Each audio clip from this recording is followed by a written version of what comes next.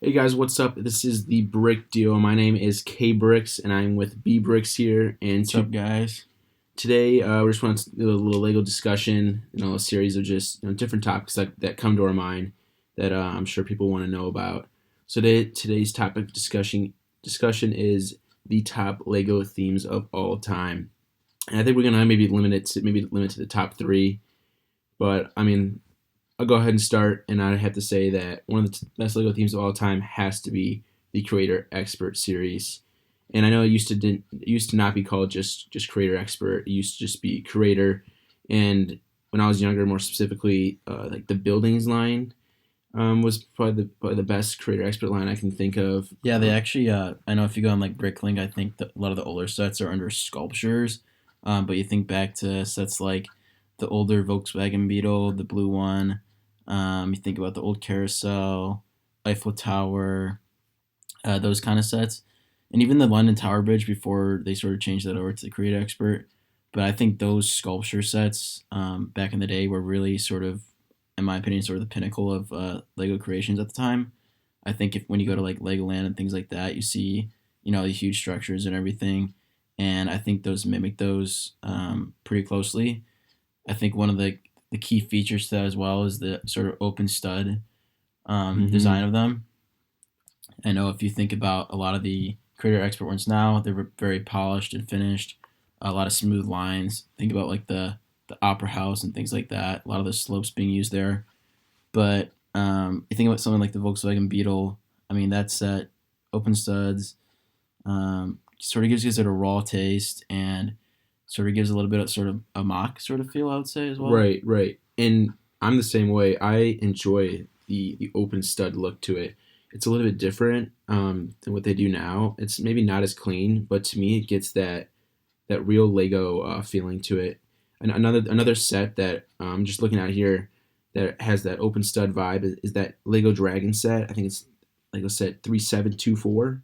That old Lego Dragon set. Yeah, it's just cool things like that. Recently, I just actually got the Boeing 787. I bought it off eBay.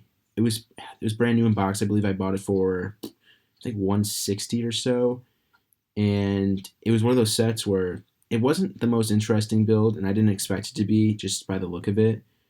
But as I was building it, I just kind of think to myself like, yeah, they would not release a set that is built like this or looks like this nowadays. It's very much just geared to adults, and I know that they're coming out with newer Lego themes now geared toward adults, and I'm all aboard with that. I think that's a really cool thing. Yeah, another set shout out here, the Lego Eiffel Tower. I know I mentioned that earlier. One of the things about this line is the value you get. And I know price per piece isn't everything, Mm. but the Eiffel Tower, when it came out, $200, 3,428 pieces, set, what is it, Let's see, I got it one right. zero one eight one. Yeah.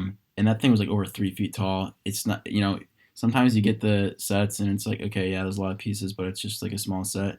This one's huge. So, I mean, price per piece, I think along the same lines. Mm.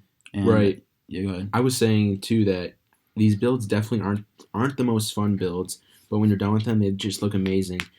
Taj Mahal. That was always a set when I was younger. I just wanted so bad, not because I thought the Taj Mahal was the coolest building. It was just because it was the largest Lego set you could buy for a decent amount of time, and it came out $300 and almost 6,000 pieces. I mean, it was basically 5 cents per piece.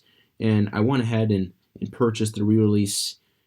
It might have been a year ago now, maybe a little bit over a year ago now, and it was certainly an interesting build. Like I said, it was definitely not fun. It was super repetitive, and but when you're done with it, you looked at it and it looks fantastic. And I'm not sure that they would create something like that again. And obviously, like the whole retro Lego thing is something interesting, which we may talk about in later Yeah, it's probably gonna be videos. another video. It's pretty interesting with the release of the Taj Mahal. It'll be interesting to see what they do with that going forward. And we have some thoughts on that, but we'll save that for another video. Yeah. We're gonna go ahead and move on now, though, to the next theme. And this one, Wait, let's not. I just forgot. Let's not forget about Creator Experts now in the modular series. And modulars have to be some of the best Lego sets that are released each year.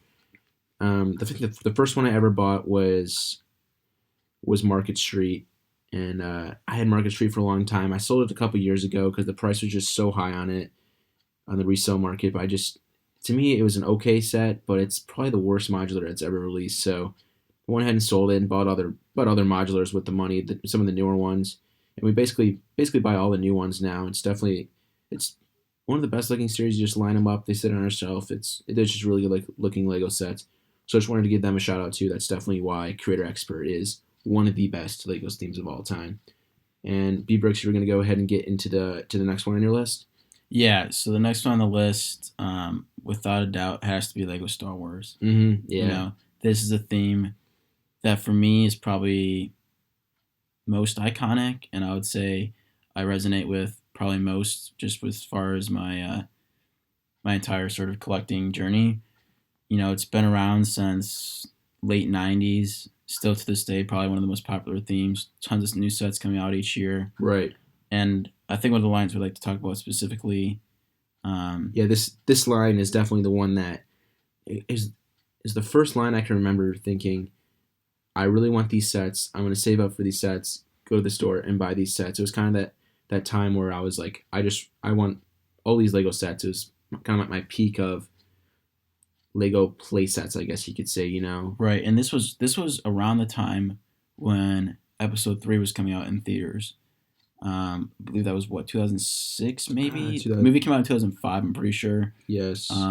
But anyway, sets were coming out for this movie, and I can remember that as well. I think the sets came. I think that way was in 2005, wasn't it? Yeah, because that's when the movie came out. Yeah. I can just remember saving up, trying to go to Walmart to get some of these play sets. Yeah, just really sort of the first time Star Wars really resonated with us. You know, first time seeing it in theaters and everything. And these are some iconic play sets. You know, some of the interesting colors they chose in some of the sets. I know is maybe debated a little bit about nowadays, but I mean back then you didn't really think twice about it. So I mean, just a great lineup of sets I think from that movie, and from there on out it sort of became a staple for us. Right. I know one of the ones you got was the ARC 170 back in the day when it came out, and that's one of, I mean, I like that better than the look of it better than the X-Wing. I think it's just a beautiful ship. We're going to need to see a new one of those soon, I think. And one of the sets that I got was the Wookiee attack one. That one's also cool. It was just, you know, the Wookiee, then all the Separatist tank and stuff like that. I just thought that was a really cool set that, with the tread and things like that. And then also, you know, we got the Ultimate Lightsaber Duel, which is also one of those sets that was very interesting. Just the idea of the playability with that was very intriguing when it came out, and it was definitely an interesting idea. I'm not sure if it worked super great, but it was definitely fun. That was also the age of light up lightsabers, which were always, it was cool. It was cool when they lit up. I'm not sure if they still do. I'll have to check out. No, it's actually the only set I think that had the push down heads that the light up lightsabers. Sort of the Clone Turbo Tank. Turbo Tank did as well. I had that one. They had a light up Mace Windu. One of the problems with that is that the lightsaber is connected to the hand. Right. So it's really easy for like parts to snap off and things like that. So, yeah, no, I see those on eBay a lot. A lot of the push down lightsaber heads, and they go for a pretty penny, but that's because I think a lot of them are sort of just broken, snapped off, played with. So I guess we're going to go ahead and maybe talk about UCS sets now in Star Wars. Yeah, that's definitely both of our favorite series. Without a doubt. Out of doubt, hands down. Every year, the UCS Star Wars set is what we look forward to, and you know we're just gonna continue to buy them. They're just awesome sets, great display pieces. More recently, the price per piece hasn't been fantastic on them, but the price per pieces and everything, we understand that. I certainly wouldn't say that the, you know, things like the Slave One was a bad, you know, was a bad deal or anything like that. I think the only one where it was like, yeah, there's some small pieces in there, was maybe the Y-wing. Yeah, maybe the Y-wing a little bit, but also it had some good pieces in the back that were larger and things like that too.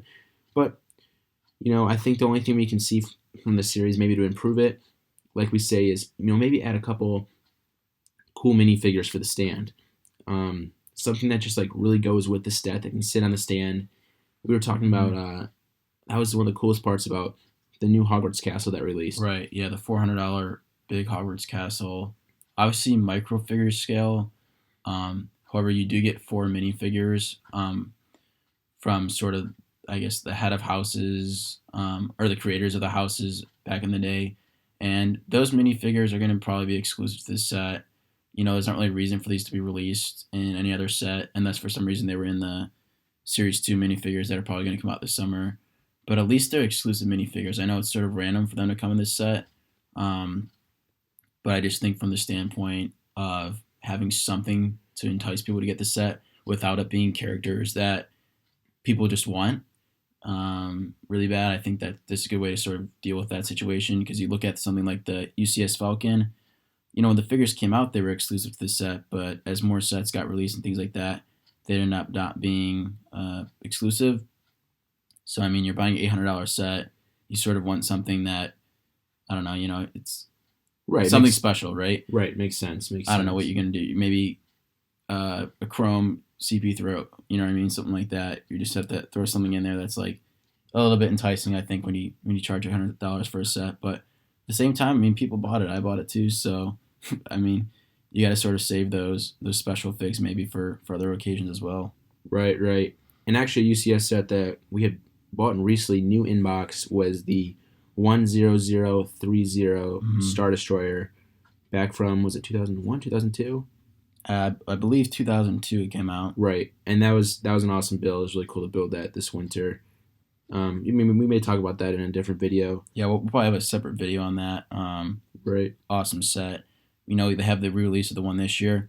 Looks fantastic, but I think for us, for nostalgia reasons, like that was just a set. The 10030 is the one where you just saw at every Lego store, every Legoland that was always on display.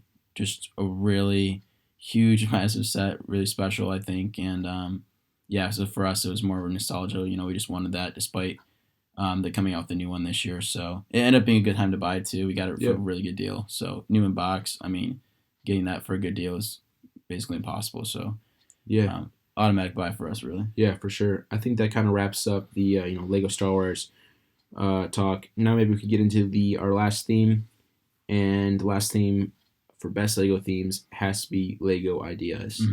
And this is a little bit interesting because a lot of the themes we're talking about, a lot of it has to do with nostalgia and things we saw in Lego magazines back in the day, and that those themes continue to be our favorite. Lego Ideas is a little bit of a newer one that has just been able to hit home runs year after year on sets. A lot of times I think that the reason why the sets are so intriguing is because they relate to movies and TV shows that we love, and it's, even if the set isn't that great, you're gonna want to buy it just because you're a fan of the TV show, you're a fan of the movie. For instance, I bought the Flintstones set this summer, and a lot of people are like, the set isn't that great. I mean, it's the Flintstones, though. Grew up watching the Flintstones. It was going to be a buy no matter what. There's also been gigantic Lego Idea sets, where I think is awesome. B-Bricks over here, you got the fishing store, and that's gotta be one of the best sets that's definitely ever released. Yeah, that to me was just a really cool set. I sort of had, sort of the modular kind of vibes from that, just with the interior and exterior. I mean, just a beautiful set. I know it doesn't connect to those things, but even just as a standalone set, I mean, it just looks so complete. It looks so great. Definitely one of the best ones, I think. Right. And then let's not forget the Saturn V. That's got to be up there. I mean, that's one of the coolest ones. Just a lot of different idea sets that have been really good throughout the years. I remember Lego Minecraft when it came out. I think it was the second or third ideas set, and it was the micro scale one, and I was able to get that from Mojang, which is like the parent company of Minecraft, and it was really hard to get during that time. It was just selling out constantly, but they had like a short restock. Was able to buy it, and at that time it was going for $115 on eBay, sort of right during the Christmas time, early January. I mean, it was just so hard to get, but I just wanted it so bad that, I wasn't going to resell it or anything. So, yeah, I mean, there's just so many iconic sets in that Ideas line. I just love what they're doing with that. There's some that you don't like, but at the same time, there's just so many coming out that you're able to pass the ones you don't like, and there's always going to be one at least a year that is just really cool. So I think that about wraps up our video. Recap top Lego themes, Lego Star Wars, Lego Creator Expert, and Lego Ideas. And we'll be back. We're going to try to release a video, every week or so. Just different topic ideas and different discussions. Let us know if you guys are interested in reviews. We have a lot of older Lego sets that maybe more rare. Maybe you want to see a speed build of. We could definitely do that if that's something everyone's interested in. But yeah, this is Brick Duo's first video and many more to come. Thanks, guys.